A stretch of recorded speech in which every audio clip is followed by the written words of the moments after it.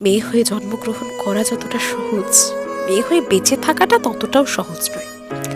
সমাজের প্রতি পদে পদে মেয়েদের ধাক্কা খেতে হয়, বেঁচে থাকতে হয়। মেয়ে মানে দেখতে একটু শ্যামলা হলে নাকি বিয়ে হবে না। মেয়ে মানে পরীক্ষার ফল একটু খারাপ হয়ে বিয়ে দিয়ে দেওয়ার হুমকি শোনা। মেয়ে মানে রাস্তাঘাটে বাজে মন্তব্যের মুখোমুখি হওয়া। মেয়ে মানে পরিবারের মুখের দিকে তাকিয়ে নিজের ভালোবাসার মানুষটাকে ছেড়ে দেওয়া।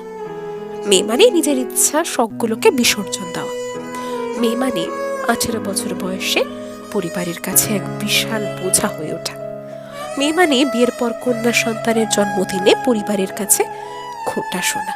মেয়ে মানে সারাদিন পরিবারের কাজ করে যাওয়ার পরও সারাদিন কি করো এই কথাটি শোনা।